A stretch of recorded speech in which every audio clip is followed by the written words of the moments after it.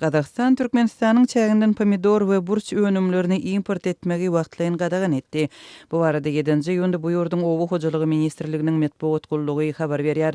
Edaranyň web sahypasyndaky maglumatda bu çäräniň pomidor we burç önümlerinde karantin organizmleriniň ýüze çykarylmagynyň köpelmegi bilen baglanşyklydygy aýdyldy. Resmi beýanata görä Gazagstana getirilen pomidorlary barlamak boýunça karantin fitosanitar gözegçiliginiň netijesinde goňur rogoza miwesi wirusy tapylyp jemi 19 sany fakt ýüze çykarylypdyr. Ýogsa Gazagstana alınıp barılan önümler üçin Türkmenistanyň döwlet ösümlik karantin gullugynyň fitosanitar şahatnamalary bolupdyr.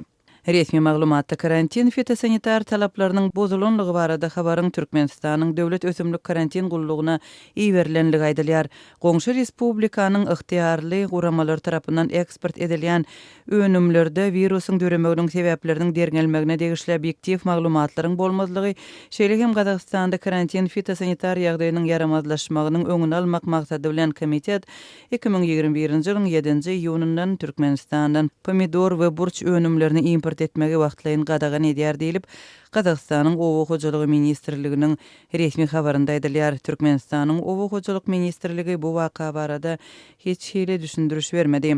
Mundan öň Türkmenistanyň gelen pomidorlarda esasan miweleriň goňur rogoza wirusy ençimegedek ortiýetde tapylypdy. 26 martda Rossельхознадзор bu keseliň ýüze çykarylmagynyň gaýtalanmagy sebäpli Türkmenistanyň pomidor importyna çäklendirmeleri girdmek meselesine seredýänligini ma'lum etdi. Russiýa darasy fevral aýynyň ahirinde türkmen kardeşlerine önümlerde keseliň tapylanlygy we ýüze çykarylan ähli hadisalary derňemek barada resmi hat iýerenligini habar berdi. Gök önümlerde keselçiligiň tapylmagy sebäpli öňki ýyllarda ortiýetde Türkmenistandan onlarça tonna pomidor ýok edildi.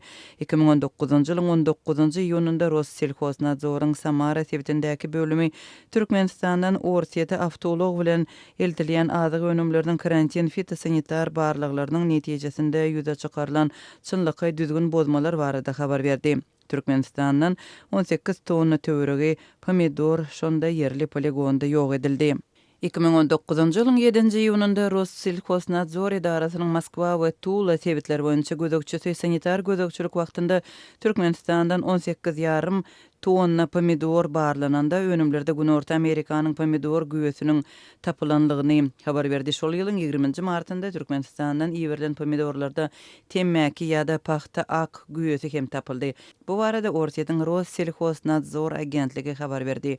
Türkmenistanyň häkimetleri we habar beriş serişdeleri yerli önümlerde wirusyň we keselleriň tapylmagy, şeýle-de milli önümleriň hiliniň halkara fitosanitar standartlaryna gabat gelmezligi barada habar bermeýärler.